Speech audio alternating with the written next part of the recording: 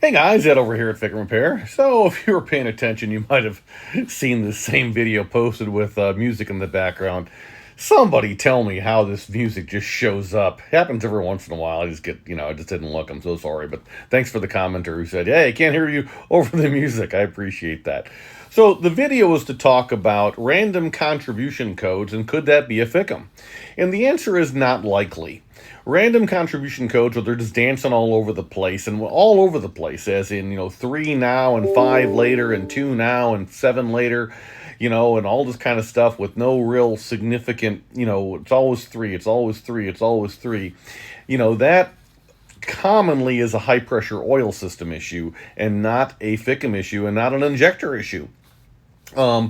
But ideally what you would do is you'd be able to see what your IPR duty cycle was because you got gauges to tell you that. Have I mentioned the Edge Insight CTS3 lately? But anything, right? If you got an ELM device, an SCT, scan gauge, whatever.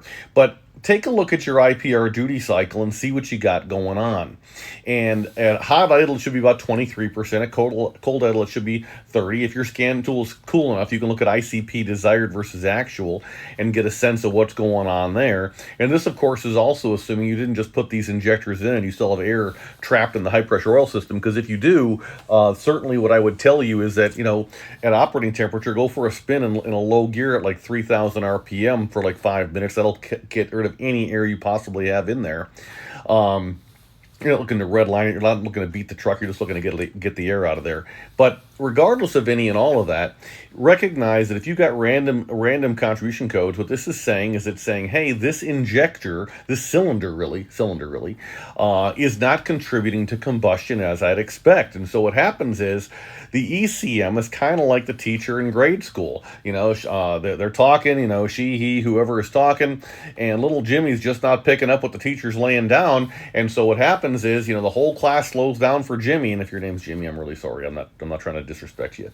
Call him Bobby for a second. Well, same problem. You understand. At any rate, so what happens eventually is teacher's like, man, I just can't go slow enough for Jimmy, Bobby, Polly, Sally, whoever it is. And and the time for that person to go over to special ed.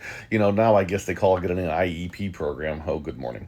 At any rate, so when you have when that happens, the teacher's basically saying, "Hey, look, you're too far gone for me, and I'm going to go ahead and I'm going to throw a contribution code, and I'm not going to send any more information your way. I'm going to defuel that injector entirely, and now your motor's going to run like dog meat."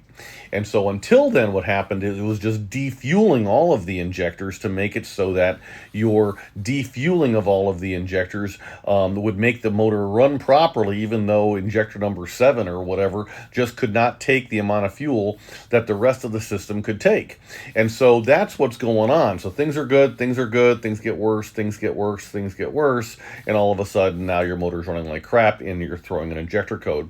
But normally when that happens, it's like, hey, yep, injector number 1, it's coding. Here we go. Yep, got good compression. Did the relative contribution test and I'm good, or I'm not set up for that and I just did the remote start engagement wire on the passenger side fender well and spun it over with that and it spins over smoothly, so I'm good here. But essentially what we're talking about is that the you don't have a compression problem, you have a contribution problem. Normally, if it's a FICM, you would have circuit low codes or circuit high codes, not really contribution codes.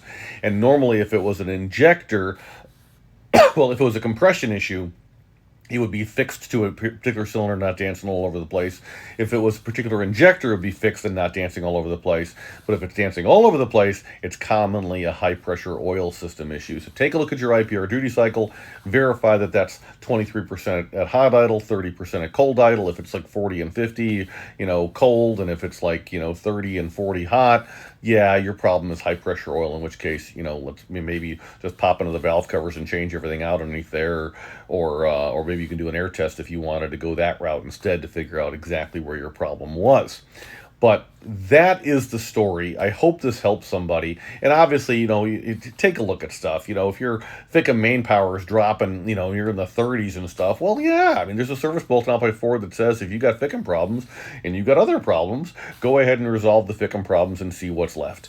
And so, if that's the case, fine. But if everything appears to be copacetic and lovely, key on engine off during cranking all the things in FICM land, then I would say, hey, let's take a look at your high pressure oil system and see if we can find out what the problem is that way. All right. So thanks again for the redirect on the background music. Sorry about that. I'll do better. And hey, we're all in this together. And your comment about the music tells me that we are. Thanks very much. Appreciate you. Take care. Bye bye.